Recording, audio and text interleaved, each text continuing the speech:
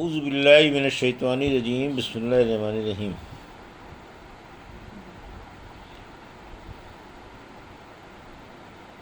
الحمد للہ رب العالمین والصلاة والسلام علی سید المرسلین وخاتم النبیین، اما بعد۔ صحیح بخاری، باب کتاب المغازی، حدیث نمبر 4365، اردو ترجمہ۔ بنی تمیم کے وفد کا بیان۔ ہم سے ابو نعیم نے بیان کیا، کہا ہم سے سفیان نے بیان کیا، ان سے ابو صخرہ نے، ان سے صفوان ابن محرز مازنی نے، اور ان سے عمران بن حسین نے بیان کیا کہ بنو تمیم کے چند لوگوں کا ایک وفد نبی کریم صلی اللہ علیہ وسلم کی خدمت میں حاضر ہوا تو آپ صلی اللہ علیہ وسلم نے ان سے فرمایا، اے بنو تمیم، بشارت قبول کرو۔ وہ کہنے لگے کہ بشارت تو آپ ہمیں دے چکے، کچھ مال بھی دیجیے۔ ان کے اس جواب پر حضور اکرم صلی اللہ علیہ وسلم کے چہرے مبارک پر ناگواری کا اثر دیکھا گیا۔ پھر یمن کے چند لوگوں کا ایک وفد آن صلی اللہ علیہ وسلم کی خدمت میں حاضر ہوا تو آپ صلی اللہ علیہ وسلم نے ان سے فرمایا کہ بنو تمیم نے بشارت نہیں قبول کی، تم قبول کرو، تم قبول کر لو۔ انہوں نے عرض کیا، یا رسول اللہ، ہم کو بشارت قبول ہے۔ حدیث نمبر 4366، محمد بن اسحاق نے کہا کہ عینیہ بن حسن بن حذیفہ بن بدر کو رسول اللہ صلی اللہ علیہ وسلم نے بنی تمیم کی شاخ بنو عنبر کی طرف بھیجا تھا۔ اس نے ان کو لوٹا اور کئی آدمیوں کو قتل کیا اور ان کی کئی عورتوں کو قید کیا۔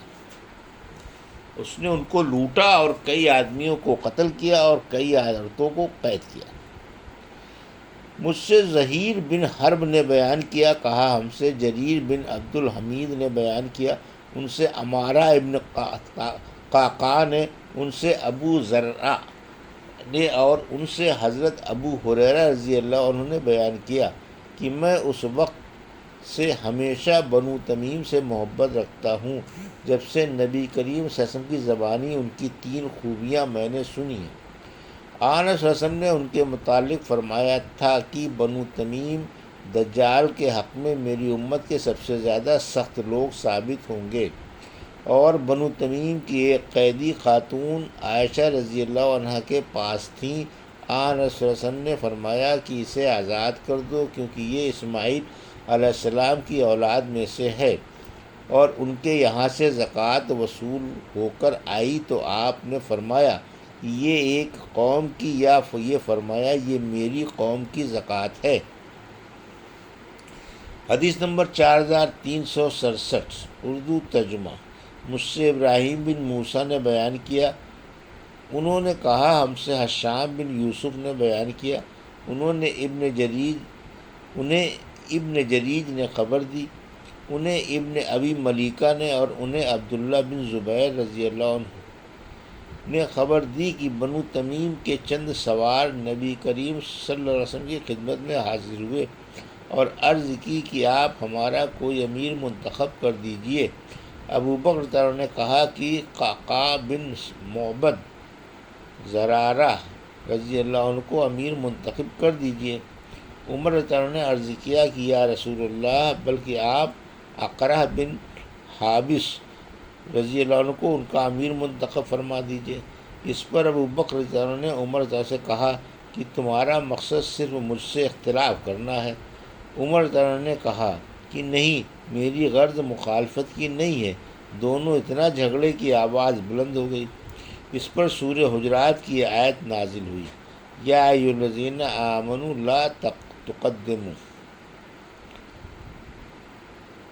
آخر آیت تک۔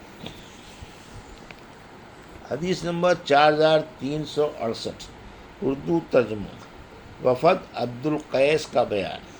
مجھ سے اسحاق بن راہویہ نے بیان کیا، کہا ہم کو ابو عامر عقدی نے خبر دی، کہا ہم سے قرہ ابن خالد نے بیان کیا، ان سے ابو جمرہ نے کہا میں نے ابن عباس رضی اللہ عنہ سے پوچھا کہ میرے پاس ایک گھڑا ہے جس میں میرے لیے نبید یعنی کھجور کا شربت بنایا جاتا ہے، میں وہ میٹھے رہنے تک پیا کرتا ہوں، بعض وقت بہت پی لیتا ہوں اور لوگوں کے پاس دیر تک بیٹھا رہتا ہوں، تو ڈرتا ہوں کہ کہیں فضیحت نہ ہو۔ لوگ کہنے لگے کہ یہ نشہ باز ہے۔ اس پر ابن عباس رضی اللہ عنہ نے کہا کہ قبیلہ عبد القیس کا وفد نبی کریم صلی اللہ علیہ وسلم کی خدمت میں حاضر ہوا تو آپ نے فرمایا، اچھے آئے، نہ ذلیل نہ شرمندہ، خوشی سے مسلمان ہو گئے، نہ ہوتے تو ذلت اور شرمندگی حاصل ہوتی۔ انہوں نے عرض کیا، یا رسول اللہ، ہمارے اور آپ کے درمیان میں مشرکین کے قبائل پڑتے ہیں، اس لیے ہم آپ کی خدمت میں صرف حرمت والے مہینوں میں ہی حاضر ہو سکتے ہیں۔ آپ صلی اللہ علیہ وسلم ہمیں وہ احکام و ہدایت سنا دیں کہ اگر ہم ان پر عمل کرتے رہیں تو جنت میں داخل ہوں، اور جو لوگ ہمارے ساتھ نہیں آ سکے ہیں انہیں بھی وہ ہدایت پہنچا دیں۔ آنس صلی اللہ علیہ وسلم نے فرمایا کہ میں تمہیں 4 چیزوں کا حکم دیتا ہوں اور 4 چیزوں سے روکتا ہوں۔ میں تمہیں حکم دیتا ہوں کہ اللہ پر ایمان لانے کا۔ تمہیں معلوم ہے اللہ پر ایمان لانا کسے کہتے ہیں؟ اس کی گواہی دینا کہ اللہ کے سوا کوئی معبود نہیں، نماز قائم کرنے کا، زکوٰۃ دینے کا، رمضان کے روزے رکھنے اور مال غنیمت میں سے 5واں حصہ بیت المال کو ادا کرنے کا حکم دیتا ہوں۔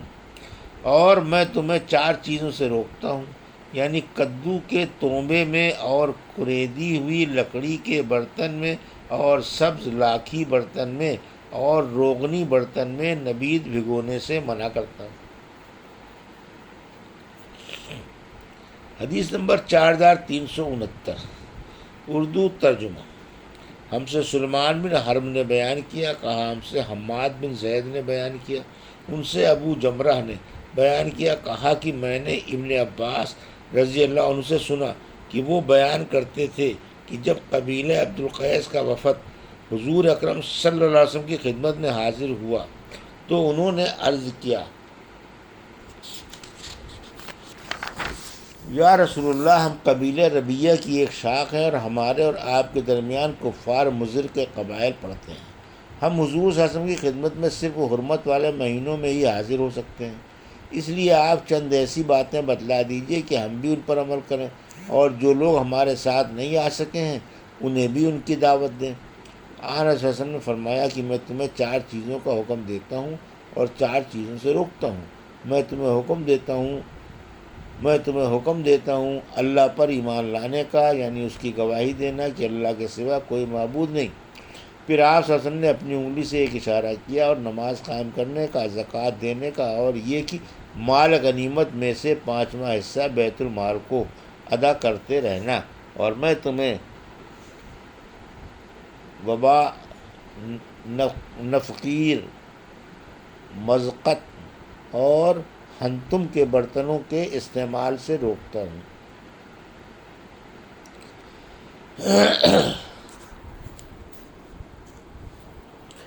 حدیث نمبر 4370، اردو ترجمہ۔ ہم سے یحییٰ بن سلیمان نے بیان کیا، کہا مجھ سے عبداللہ بن وہب نے کہا مجھ کو عمرو بن حارث نے خبر دی، اور بکر بن مضر نے یوں بیان کیا کہ عبداللہ بن وہب نے عمرو بن حارث سے روایت کیا، ان سے بکیر نے اور ان سے قریب ابن عباس کے غلام نے بیان کیا کہ ابن عباس، عبد الرحمن بن اظہر اور مسعور بن مکرمہ نے انہیں عائشہ کی رضی اللہ عنہ کی خدمت میں بھیجا اور کہا کہ ام المومنین سے ہمارا سب کا سلام کہنا اور عصر کے بعد 2 رکعتوں کے متعلق ان سے پوچھنا، اور یہ ہمیں معلوم ہوا ہے کہ آپ انہیں پڑھتی ہیں، اور ہمیں یہ بھی معلوم ہوا ہے کہ رسول اللہ صلی اللہ علیہ وسلم نے انہیں پڑھنے سے روکا تھا۔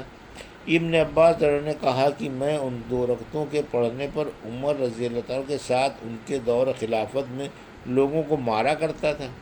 قریب نے بیان کیا کہ پھر میں ام المومنین کی خدمت میں حاضر ہوا اور ان کا پیغام پہنچایا۔ عائشہ رضی اللہ عنہ نے فرمایا کہ اس کے متعلق ام سلمہ سے پوچھو، میں نے ان حضرات کو آ کر اس کی اطلاع دی تو انہوں نے مجھ کو ام سلمہ رضی اللہ عنہ کی خدمت میں بھیجا، وہ باتیں پوچھنے کے لیے جو عائشہ رضی اللہ عنہ نے انہوں نے پوچھوائی تھیں۔ ام سلمہ رضی اللہ عنہ نے فرمایا کہ میں نے خود بھی رسول اللہ صلی اللہ علیہ وسلم سنا ہے کہ آپ عصر کے بعد 2 رکعتوں سے منع کرتے تھے، لیکن ایک مرتبہ آپ صلی اللہ علیہ وسلم نے عصر کی نماز پڑھی، پھر میرے یہاں تشریف لائے۔ میرے پاس اس وقت قبیلہ بنو حرام کی کچھ عورتیں بیٹھی ہوئی تھیں اور آپ نے 2 رکعت نماز پڑھی۔ یہ دیکھ کر میں نے خادمہ کو آپ کی خدمت میں بھیجا اور اسے ہدایت کر دی کہ حضور صلی اللہ علیہ وسلم کے پہلو میں کھڑی ہو جانا اور عرض کرنا کہ ام سلمہ رضی اللہ عنہ نے پوچھا ہے، یا رسول اللہ میں نے تو آپ سے ہی سنا تھا اور آپ نے عصر کے بعد ان 2 رکعتوں کے پڑھنے سے منع کیا تھا، لیکن آج میں خود آپ کو 2 رکعت پڑھتے دیکھ رہی ہوں۔ آن صلی اللہ علیہ وسلم نے ہاتھ سے اشارہ کیا تو وہ پیچھے ہٹ گئی۔ پھر جب فارغ ہوئے تو فرمایا، اے ابو امیہ کی بیٹی، عصر کے بعد کی 2 رکعتوں کے متعلق تم نے سوال کیا ہے۔ وجہ یہ ہوئی تھی کہ قبیلہ عبد القیس کے کچھ لوگ میرے یہاں اپنی قوم کے قبول اسلام کی خبر لے کر آئے تھے اور ان کی وجہ سے ظہر کے بعد کی 2 رکعتیں میں نہیں پڑھ سکا تھا، اور یہ وہی 2 رکعتیں ہیں۔ حدیث نمبر 4371، اردو ترجمہ مجھ سے عبداللہ بن محمد نجافی نے بیان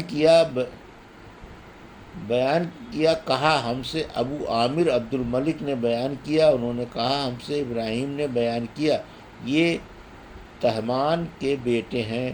ان سے ابو جمرہ نے بیان کیا اور ان سے حضرت عبداللہ بن عباس رضی اللہ عنہ نے بیان کیا کہ رسول اللہ صلی اللہ علیہ وسلم کی مسجد یعنی مسجد نبوی کے بعد سب سے پہلا جمعہ جواسی کی مسجد عبد القیس میں قائم ہوا۔ جواسی بحرین کا ایک گاؤں تھا۔ یہ تھی صحیح بخاری باب کتاب المغازی کی حدیث نمبر 4365 سے 4371 کا اردو ترجمہ جو ابھی آپ نے سماعت فرمایا۔ اللہ سے دعا ہے کہ اللہ ہمیں ان حدیثوں کی صحیح سمجھ کے ساتھ عمل کرنے کی توفیق عطا فرما، آمین یا رب العالمین۔